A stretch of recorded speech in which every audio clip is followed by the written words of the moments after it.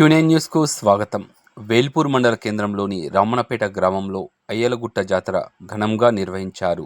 రామన్నపేట గ్రామ అభివృద్ధి కమిటీ ఆధ్వర్యంలో అయ్యలగుట్ట జాతర కార్యక్రమాలు, పూజా కార్యక్రమాలు ఘనంగా నిర్వహించారు. గ్రామస్తులు, భక్తుల కోలాహలంతో చుట్టుపక్కల గ్రామస్తులు, భక్తులు అధిక సంఖ్యలో పాల్గొని ఆ రాజరాజేశ్వర స్వామికి మొక్కులు చెల్లించుకున్నారు.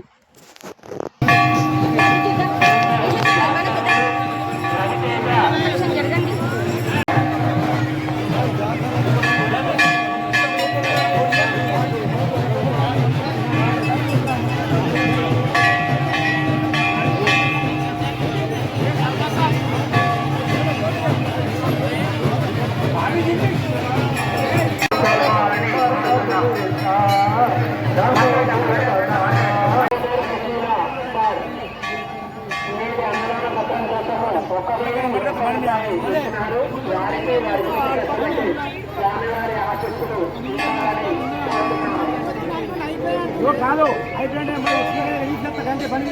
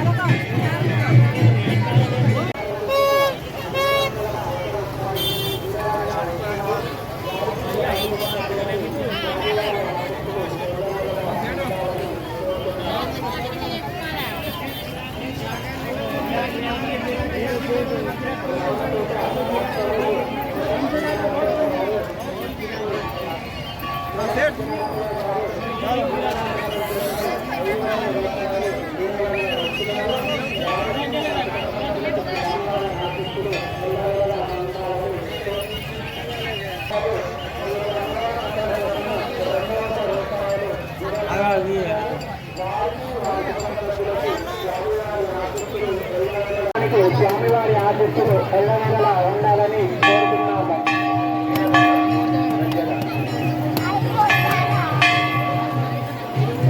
ఏమిటంటే రాత్రి ఈ రోజుల్లో కూడా స్వామివారికి రాత్రి విద్యుత్ ఉండదు. ఇక్కడ అనేకమైన లైట్లు రాత్రి సిటీ సందర్భాల్లో అర్ధరాత్రి అవన్నీ పగిలిపోయినట్టుగా ఇక్కడ ఉన్న వాళ్ళు చెప్తారు. కరెంటు ఉచ్చుకోవడం చాలా చీకట్లు ఉంటారు. ఇది చాలా విచిత్రమైన విషయం. ఇది గమనించాం. మేము కూడా 2 సంవత్సరాల క్రితం ఒకసారి ఇక్కడ లైట్లన్నీ రాత్రి పెట్టిపోతే తెల్లారక్షణ లైట్లన్నీ చాటే ఉన్నది.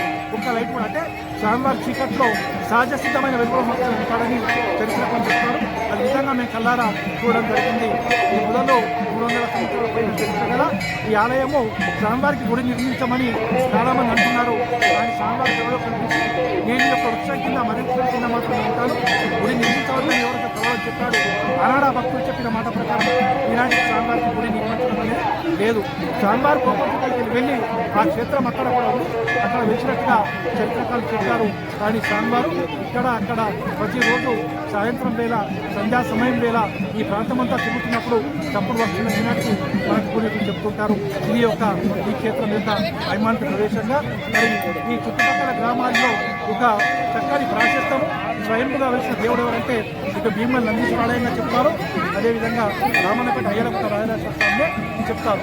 ఇక్కడ రాయరాజేశ్వర స్వామి కన్నా ఈ గ్రామంలో అయ్యలగుట్ట దేవుడు అయ్యల స్వామి అని అంటారు. ఆయన రాయరాజేశ్వరుడు కాకుండా ఈవి పేర్లతో ఆయన కొలుస్తారు. ఎందుకంటే ఈ క్షేత్రంలో ఆయన కొలువైన ప్రదేశము ఒక బండ నుంచి చెట్టు కిందికి వచ్చాడు.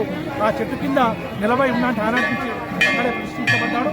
చాలాసార్లు దొంగలు పగలగొట్టిన చెప్తారు. అయినప్పటికీ మళ్ళీ వారం రోజులకి యథారూపానికి వచ్చినట్టు చెప్తారు. ఈ యొక్క వైమానిక క్షేత్రం యొక్క గొప్పదనమని చెప్తారు.